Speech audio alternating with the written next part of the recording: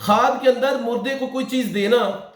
کہ مردے نے اس سے کوئی چیز لی ہے، تو یہ اولاد کے فوت ہونے، غم کے اندر مبتلا ہونے، پریشانیوں کے اندر مبتلا ہونے، دولت کے چھن جانے، راحت کے چھن جانے، نوکری کے چھن جانے کی طرف اشارہ ہوا کرتا ہے۔ اور خواب میں مردے سے کچھ لینا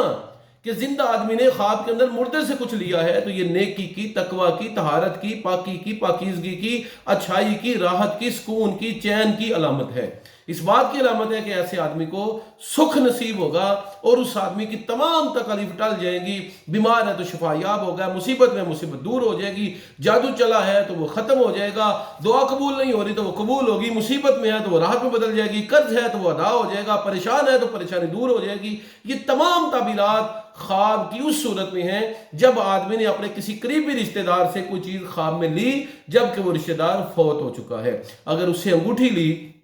تو یہ اولاد کے حاصل ہونے کی طرف اشارہ ہے، اور اگر دولت یا روپیہ پیسہ لیا تو یہ روپے پیسے کے اندر برکت کی علامت ہے، اور اگر اس سے کپڑا وغیرہ لیا تو یہ عزت کی، وقار کی، دین کی، تقوی کی، طہارت کی، پاکیزگی کی علامت ہے، خوف خدا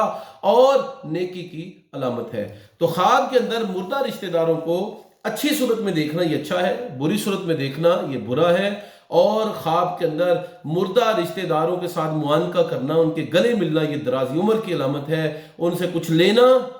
یہ اچھا ہے، اور مردے کو کچھ دینا یہ برا ہے۔ اللہ تعالیٰ